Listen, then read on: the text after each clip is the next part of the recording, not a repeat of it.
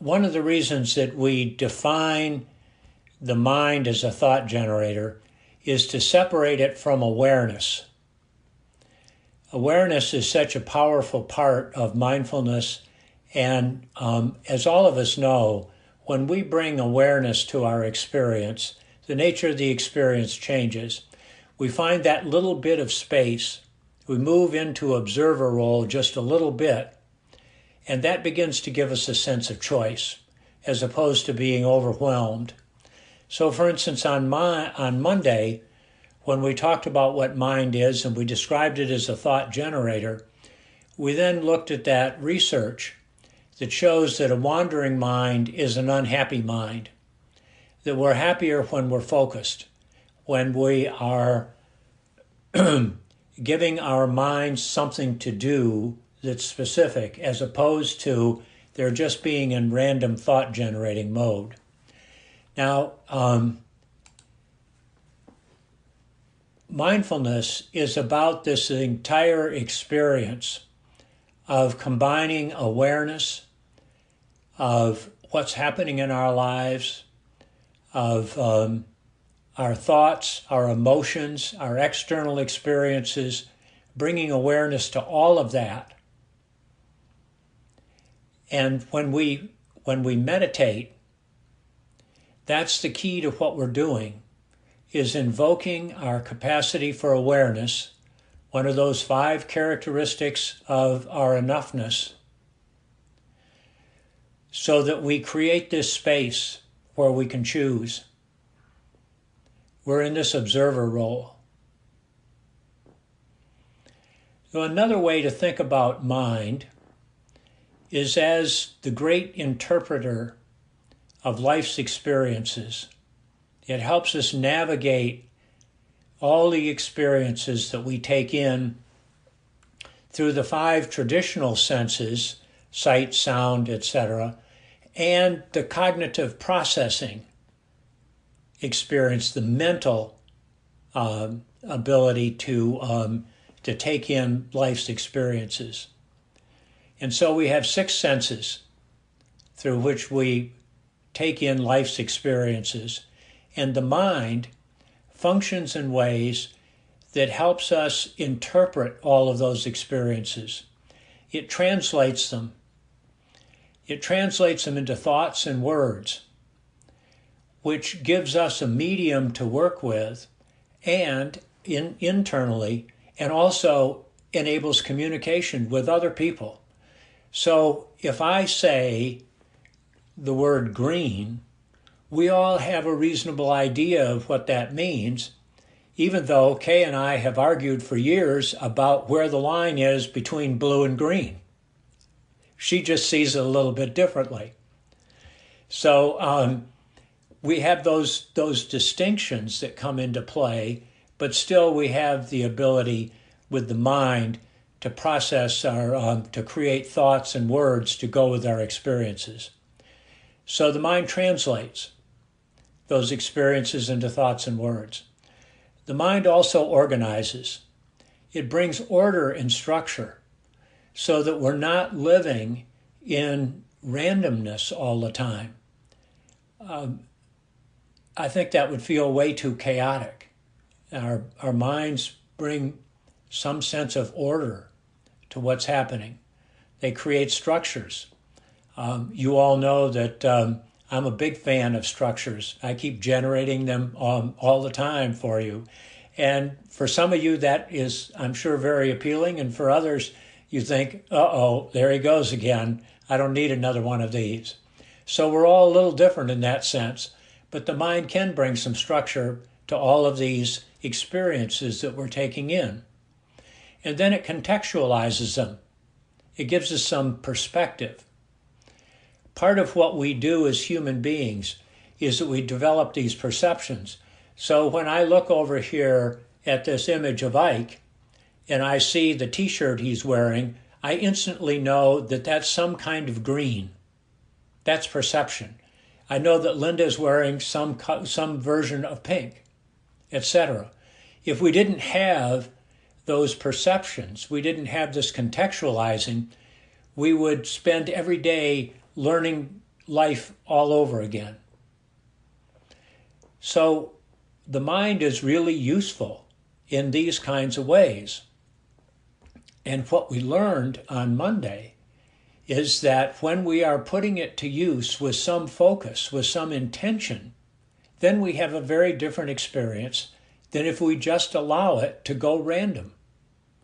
And sometimes it's kind of fun to just turn the mind loose and let it go random and see what it comes up with.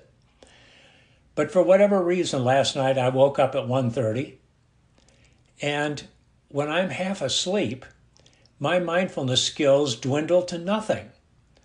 And my mind went into complete random mode. I mean, I can't even begin to remember all these rabbit trails that I followed with my mind last night. And suddenly I realized that was what was happening, and I began counting my breaths, and I went back to sleep. I woke up again later, but that's another story. So when we're in random mode, then the best we can do is to be reactive and habitual. When we don't have intention. When we're in that random and wandering place, then the ego and its powerful urge to take control, to keep enhancing itself, is in play. And we're lost in this flood of thoughts and negative ruminations. And this is when we end up in this place of degrading that we've talked about before. Instead of being in this place of approaching those things which are beneficial to us and avoiding those things which are difficult or challenging or harmful for us, and being able to know the difference, we degrade from approaching into craving, from avoiding into fear, and from knowing into ignorance. So let's just take a moment and reflect a little bit and think about the last time you were in wandering mind, in that random experience, and how perhaps that allowed your experience to degrade.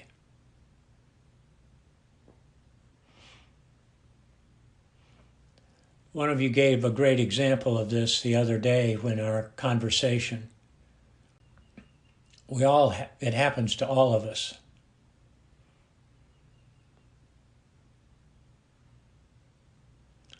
And particularly be aware of then what bodily, physical sensations arise when you're in this place where we've degraded into craving, fear, and ignorance.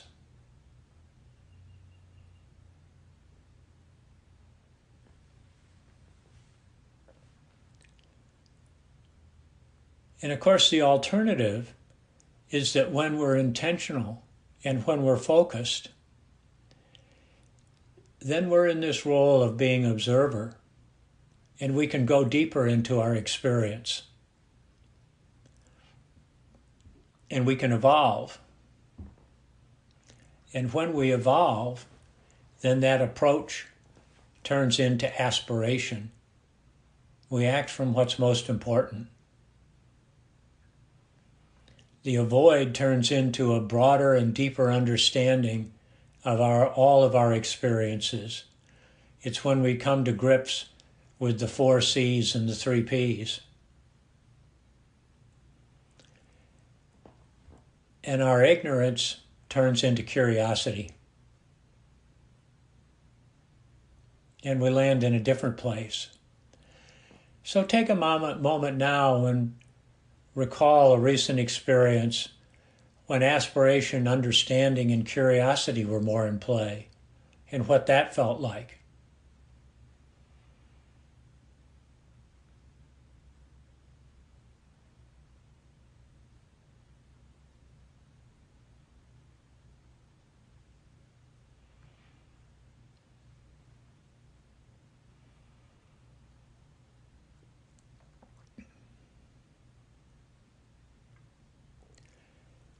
So all of this leads to this process that that Kay introduced me to a number of years ago that's relevant for when we are learning something new. And this is the intention, attention, repetition, and guidance. We form an intention about what we want our experience to be. And then we put our attention, we use our attention to put ourselves in the experiences that align with the intention. And we repeat until it becomes second nature. And every once in a while we check in with ourselves or some other guidance to be sure that we're still on the path. Let's roll from here into a practice and work with this a little bit more.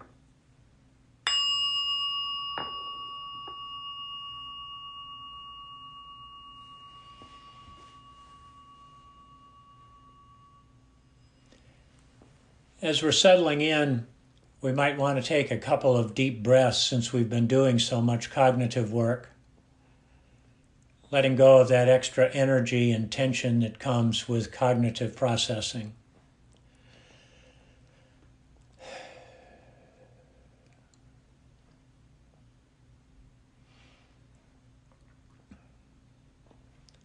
And allowing ourselves to soften into the beings that we naturally are.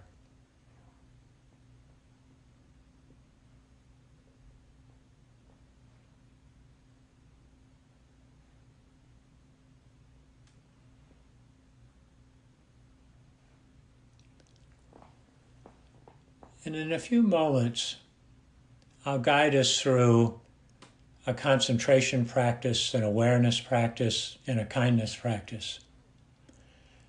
But before we do that, take a moment and form an intention about how you want to show up for this guided meditation.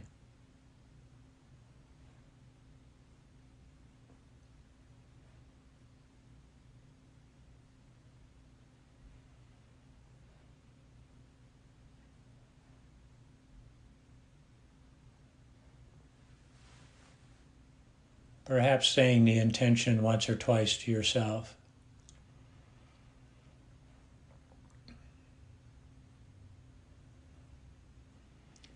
And now turning to our breathing. Concentrating our attention, our awareness on our breath.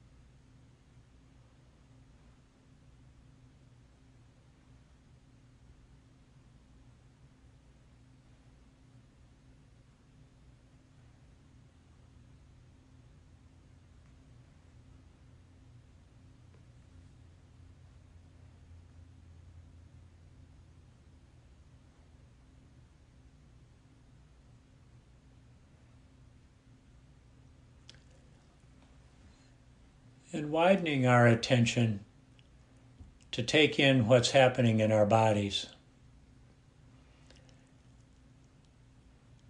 Gently allow your attention to scan slowly from the top of your head,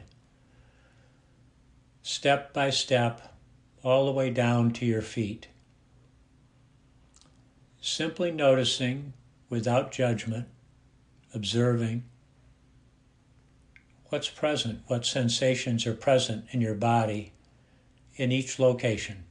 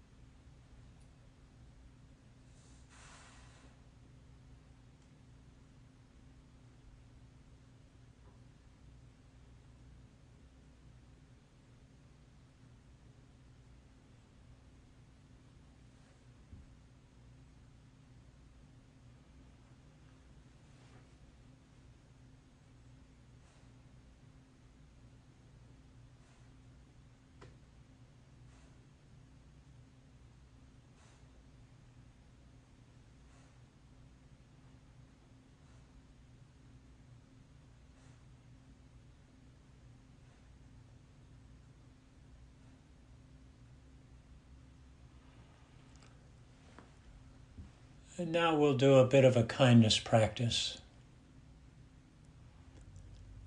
Bringing to mind a neutral person in your life. Someone you know and care about, but are not too deeply connected to.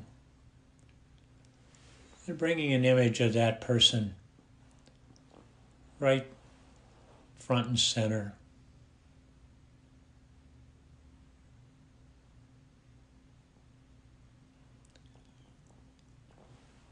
And silently offering to this person each of the following phrases.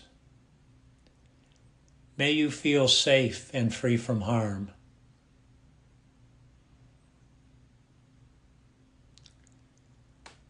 May you feel fully alive in every moment.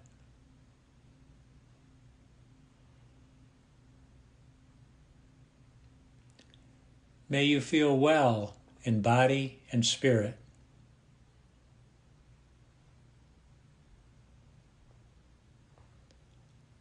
May you live with ease.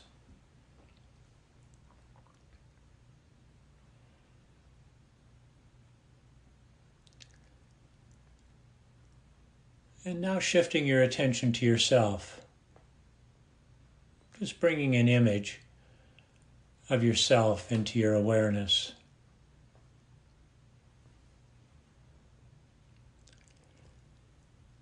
May I feel safe and free from harm.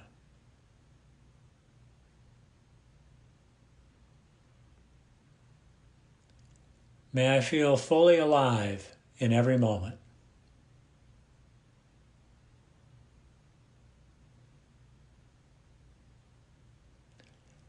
May I feel well in body and spirit.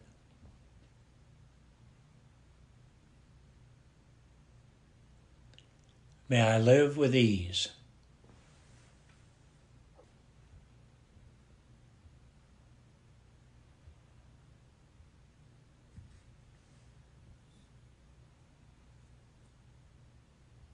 And taking a moment to recall your intention for this practice,